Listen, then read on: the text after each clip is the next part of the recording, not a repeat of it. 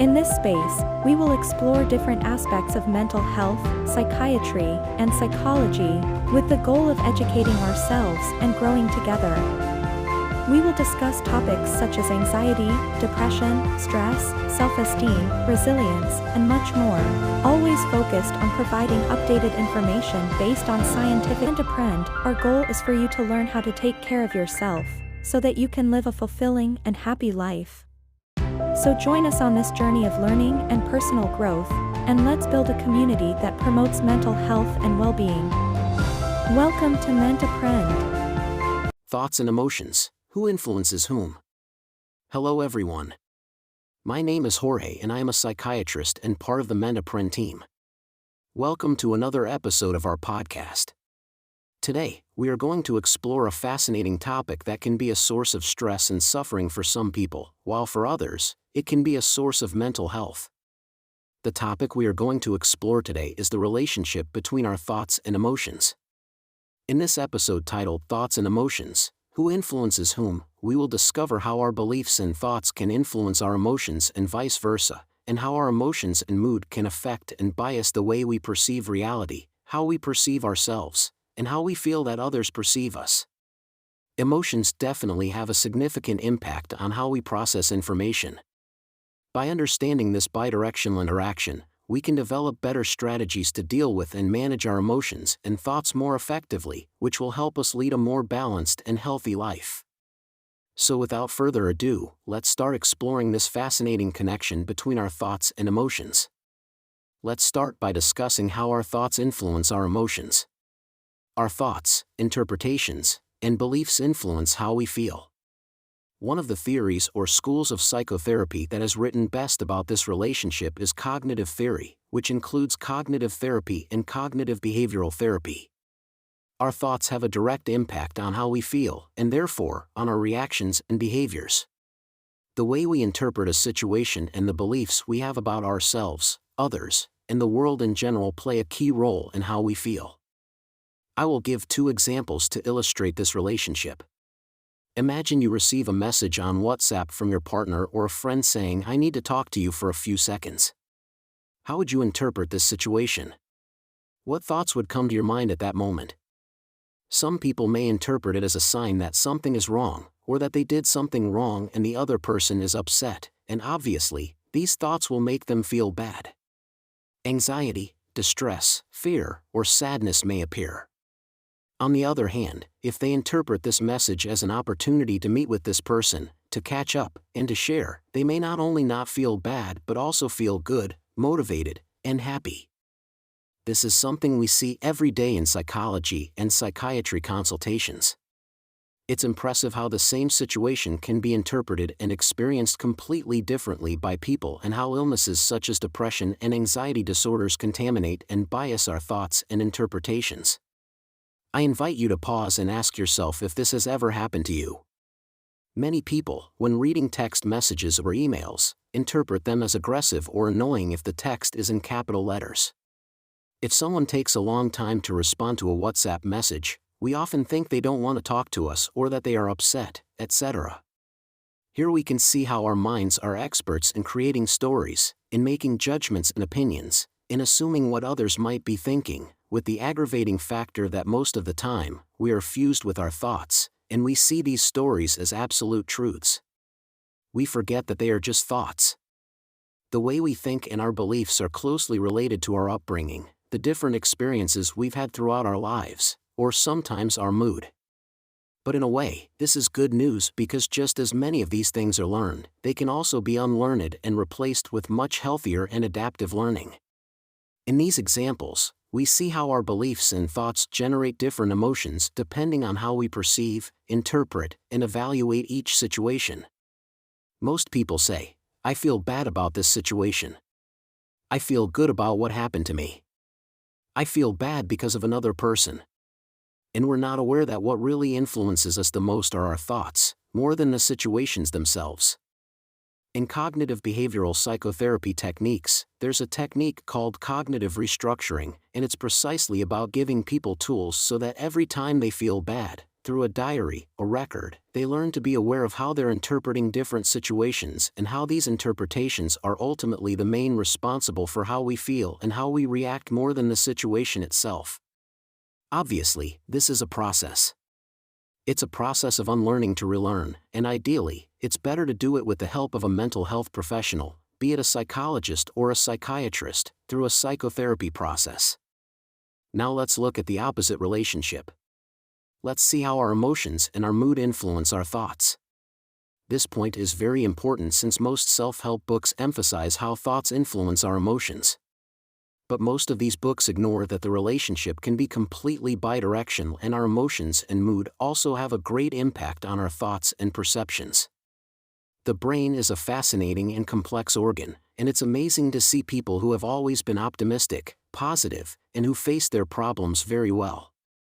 Due to illnesses such as depression, which in some cases can be caused by medical conditions such as hypothyroidism or side effects of some medications, and the changes that occur in our brain when we're depressed, our mood, our perceptions about the world, ourselves, life change. People who had always been optimistic start to have thoughts of hopelessness, guilt, inadequacy, death, and even in some cases of suicide, all of this for biological reasons. Let me give you another example.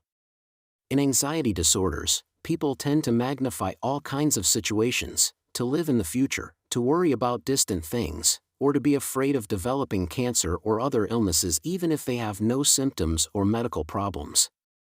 I want to emphasize that our emotions contaminate and bias our thoughts and perceptions, and in illnesses where the mood is intensely and prolongedly altered, our thoughts can completely change. I invite you to ask yourself the following question: how many times in our lives have we had moments where we thought there was no way out, no solution, no chance of success, and then hours or days later we realized that the situation was not as terrible as we thought, and moreover, that our coping abilities are greater than we believed? I encourage you to change your relationship with your thoughts, not to always believe them, especially when there are intense emotions involved, and to remember that both thoughts and emotions are completely impermanent. What I feel and think today can change in an instant. It can change in a matter of minutes, hours, or days. Let me give you a couple of examples. For instance, imagine that you have just had an argument with someone you care about and you feel very upset. The anger makes you start remembering other situations in which you felt hurt, disappointed, or let down by this person. This anger begins to contaminate the way you see your relationship with them, and you start seeing it in a much more negative way than it actually is. Another example is when we feel insecure in academic or work situations. We often interpret the comments and criticisms of our colleagues in a more negative way than they really are, even if they are constructive. Obviously, this contributes to making us feel even more insecure. So, what can we do about this? Until now, I have talked about how thoughts influence emotions. I mentioned cognitive behavioral therapy and a technique called cognitive restructuring. Now, I would like to talk about other tools that can also help us address and manage our emotions and thoughts. Mindfulness-based interventions have become increasingly popular in the world of mental health due to their benefits for emotional and psychological well-being. Regular meditation practice helps us cultivate a more conscious relationship with our emotions, thoughts, and all the contents of our mind. Through mindfulness, we can learn to accept our thoughts and emotions without judging or repressing them, which can be a powerful tool for managing stress and anxiety. Furthermore, mindfulness can help us develop the ability to focus our attention on the present moment, allowing us to more fully enjoy our everyday experiences. Most of the time, we are the main actor or actress in the movie narrated by our mind, and our thoughts and emotions can take us far away, to the future, the past, everywhere but the present moment. Most of the time, we identify with our thoughts and emotions, seeing the world through the lens of the mind, which, as we have seen, is full of biases.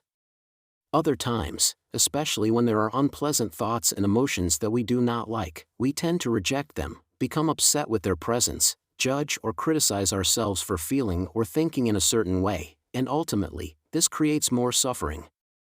At other times, when the experience is pleasant, we tend to cling to what we enjoy, to what is pleasurable, and since everything in life is impermanent, things will eventually change, which can also be another source of suffering for some people. The invitation of mindfulness is to cultivate a more conscious and accepting relationship with the present moment, including our internal world, our emotions, and our thoughts. Learning to observe our thoughts and emotions without reacting to them, without clinging to them, without identifying with them. Learning to accept our emotions and thoughts regardless of whether they are pleasant, unpleasant, or neutral. Treating all the guests that arrive in our mind equally. I want to highlight the impact that the interaction between thoughts and emotions has on our lives and how it affects our decision-making. Our emotions, thoughts, and beliefs play an important role in the decisions we make in our lives and often lead us to make impulsive decisions or decisions based on biased information. When our emotions overwhelm us, our thoughts can be distorted and biased, which can negatively affect our ability to make informed decisions. On the other hand, when we are more in tune with our emotions and thoughts, we can make more balanced and conscious decisions. Therefore, it is important to learn to recognize and manage our emotions and thoughts to be able to make wiser and more appropriate decisions according to our needs. When not thinking about making a decision, our emotions often act as a quick and automatic signal of how we feel about an option, while our thoughts help provide a more rational and detailed analysis. However, in cases where emotions are very intense, such as a moment of anger or when our thoughts are very biased or distorted, it is possible that we may not make the best decisions. For example, if I have a lot of anxiety about public speaking, I may reject an opportunity that could be very important for my professional and work life due to this anxiety and bias.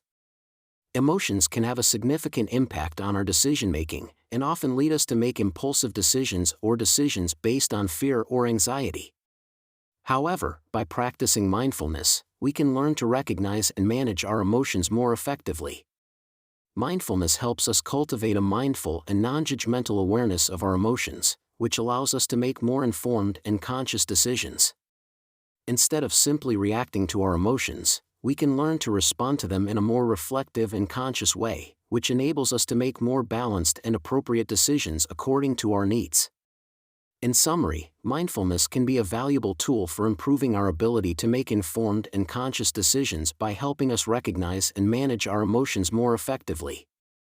For example, let's imagine someone who has had a bad experience in a past relationship and develops a strong aversion to emotional commitment with someone else.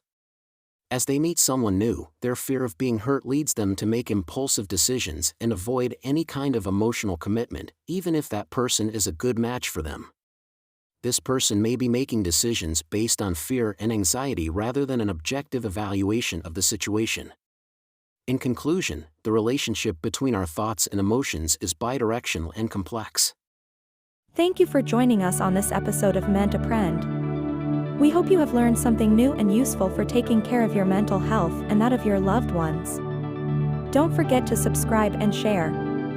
Thank you for being part of our community promoting mental health and well-being. See you on the next episode of Mente Aprende.